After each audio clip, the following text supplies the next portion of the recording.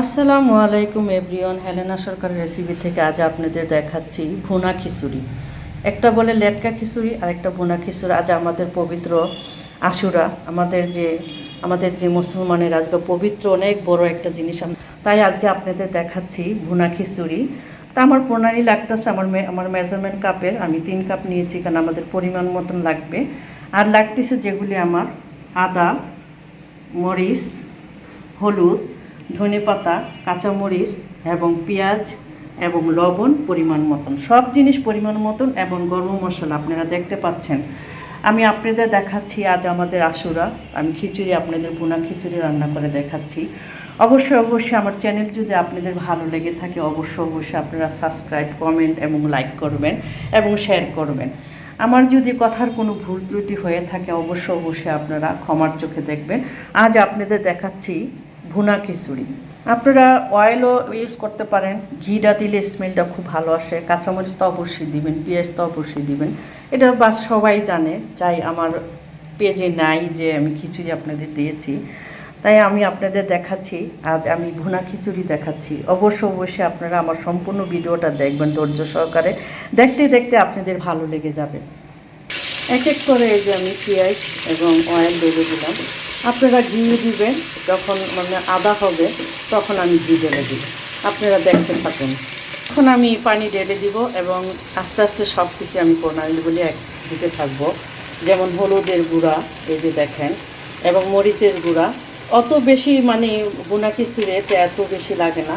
আদা রসুন সব কিছু দিলাম এবং তেজপাতা এবং গরম মশলা।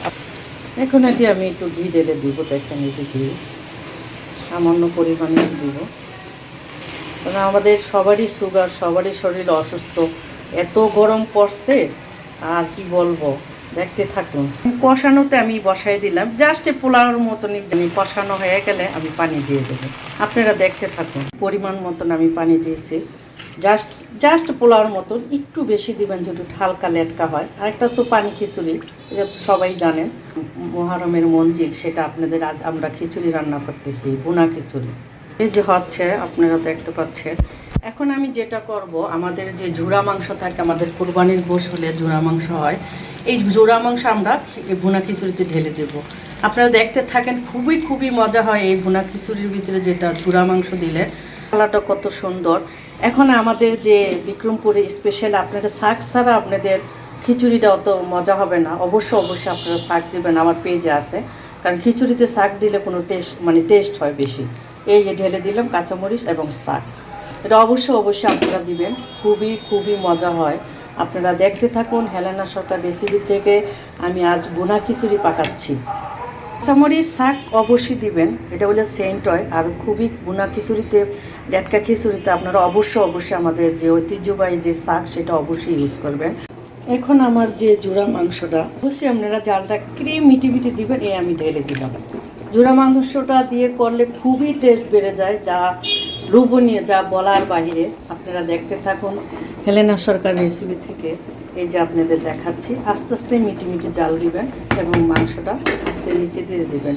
অবশ্যই আপনারা ট্রাই করবেন। দেখেন কত সুন্দর হয়ে গেছে, জাস্ট পোলার মতন আর কি। একটা আছে লেটকা খিচুড়ি আর একটা ভুনা খিচুড়ি।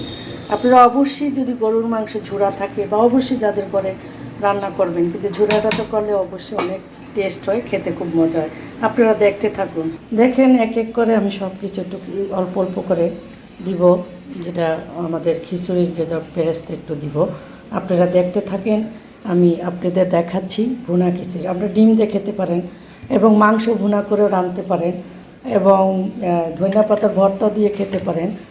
অবশ্যই আপনারা সাবস্ক্রাইব, কমেন্ট করবেন। আপনারা দেখতে থাকেন।